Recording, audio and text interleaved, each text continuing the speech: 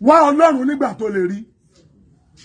Alh.Wasiu Ayinde mo like wọn, mo like ẹ. Ọ̀rọ̀ ẹnu ẹ̀ lẹ́ máa ń ṣọ́, ọ̀rọ̀ Wasiu lẹ fẹ́ gbọ́. Toro go ni Wasiu tó yẹ kó lórí burúkú ni ẹ̀ ní gbọ́. Wọ́n ó ṣe interview kan. Wasiu sọ wípé òun wá Ọlọ́run dójú àmì. Ó ní kódà ọmọ sẹ̀lẹ̀ lòun. Ó lóun kọ́ ìjọ. Kò ń ṣe pé ó ní ṣọ́ọ̀ṣì tó ti ń gba return o. Ó kọ́ ilé ìjọsìn f'Olúwa. Ó lè lọ ṣọ́ọ̀ṣì kan kó pè ní Father of the Day kó ra slate síbẹ̀. Ṣé kò kọjọ? Ó lè lọ ṣọ́ọ̀ṣì kan sìn kó ra kíní kó ra block síbẹ̀. Ó kọjọ. But ó tún kírun.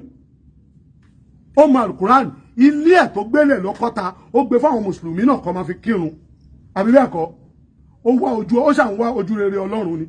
Àbí bẹ́ẹ̀ kọ́? Now ó tún yá ó tún tẹ̀lé àwọn aláwo. Ẹni ṣé ó jẹ́ kàlájì tẹ̀lé àwọn aláwo. Ó sì wá Ọlọ́run ni. Níbi tó délé ní ó túmọ̀ sí pé àwọn wòlíì wà fún tó ń gbàdúrà fún. Ó túmọ̀ sí pé àwọn àfáà wà tó ń gbàdúrà fún. Ó dẹ̀ túmọ̀ sí pé àwọn ẹlẹ́sìn àbáláyé náà wà tó ń gbàdúrà fún. Ẹ wá rí pé Wasiu lè wálẹ̀ ẹ máa drag ẹni. Let me tell you the secret of life. Ọlọ́run kan sọ pé ká wá òun. Ẹ wá ṣọ́rẹ́ ẹni tó ń wá ṣọ́ọ̀ṣì tó rí àmì àti iṣẹ́ ìyanu. Ẹ lè condemn mi fún. A máa correct yín ni. Condemn àròlé létí ẹ̀ a máa correct yín ni. Alh.Wasiu Ayinde ọ̀rọ̀ tó sọ yẹn ó tó kí wọn náà lọ ronú bolo belong sí. Ó ní gbogbo ẹ̀sìn lòun ṣe. Prophet Genesis pè sí church ẹ̀ ń gbà yẹn náà. Ó kọrin náà. I'm begging you anywhere tó bá lọ mọ Ọlọ́run tó ń sìn. Ọ̀rọ̀ tó sọ yẹn kò tó nǹkan tẹ́lẹ̀ anybody máa fi drag ẹ̀.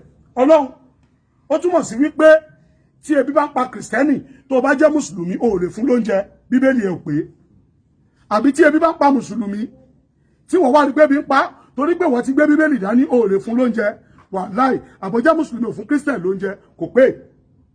Ó wá rẹ́ sí ẹlẹ́sìn àbáláyé àní mò ń lọ títì ní Àyọ̀bọ̀ eégún dé ọjọ́ yẹn àgbé mọ́tò irú márùn àti jáde eégún dẹ̀ yọ sí wa àwọn eégún yẹn ń gbowó káàkiri wọ́n ṣe olùṣọ́ fún mi lọ́wọ́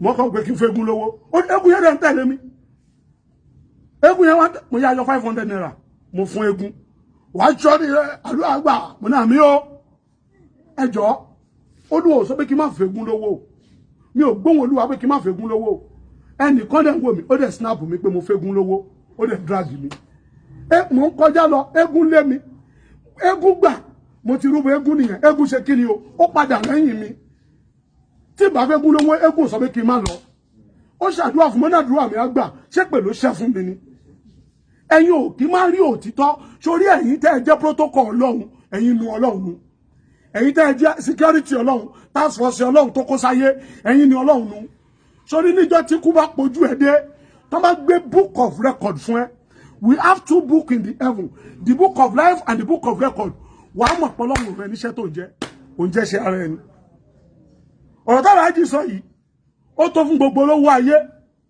ó tó fún gbogbo èèyàn alákatakítí ẹ̀sìn ẹ̀yin kìrìsìtẹ́nì tó jẹ́ pé ẹ fẹ́ rí mùsùlùmí sójú ọ̀rọ̀ yìí tó fún yín ká fi kọ́gbọ́n ẹ̀yin mùsùlùmí tẹ́ fẹ́ rí kìrìsìtẹ́nì sójú ọ̀rọ̀ yìí tó fún yín ká fi kọ́gbọ́n ẹ̀yin ẹlẹ́sìn àbáláyé tẹ́yin náà fẹ́ rí mùsùlùmí kìrìsìtẹ́nì sójú ó tó fún yín ká fi kọ́gbọ́n ó ní gbogbo ẹ̀sìn lòun ṣe ó ní òun kọ́ ṣọ́ọ̀ṣì pàápàá ó dẹ̀ kọ́ mọ́ṣáláṣí ó tún bẹ́ lẹ́sìn àbáláyé ṣe máa wá bẹ̀rẹ̀ lọ́wọ́ ẹ̀ ó ní gbogbo ibi tí Ọlọ́run bá wà lòun máa wà dé ẹ gbé ọwọ́ sókè Olúwa àṣìṣe ọjọ́ kan tí ò ní jẹ́ ń dọ́dọ̀ rẹ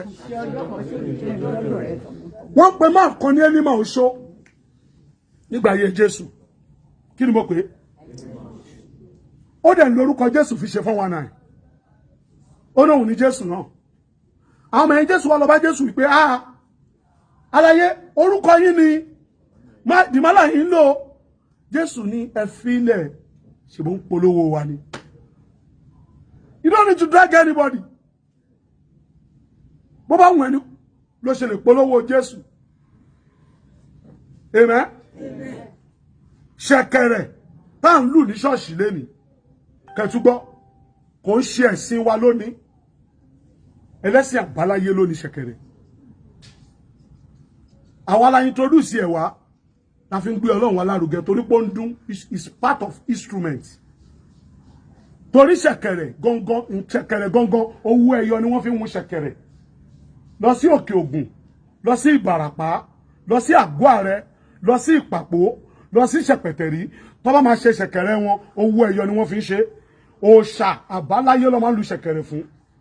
Ọ̀làjú ló dé la introduce ẹ̀ sínú ẹ̀sìn. So wọ́n wá rí pé it's part of instrument tó jẹ́ wípé without ago, without ìlù, tó bá ń lu òun lásán o lè kọrin kó dẹ̀ máa jó. Ṣẹ̀kẹ̀rẹ̀ dá dúró nínú instrument ni. So kẹ́nikẹ́ni wá sọ pé ọba ń lu yẹn tó bá sọ pé ṣẹ̀kẹ̀rẹ̀ tó ń lù fún òòṣà òun là ń lù à ń lù fún òòṣà ńlá ni. Ta ló òòṣà ńlá? Ọlọ́run lòòṣà ńlá. Ẹ wá gbàdúrà yìí. Àní àṣìṣe tí ò ní jẹ́ rí Jésù gbà kúrò lọ́wọ́ mi. Àdúrà dáa.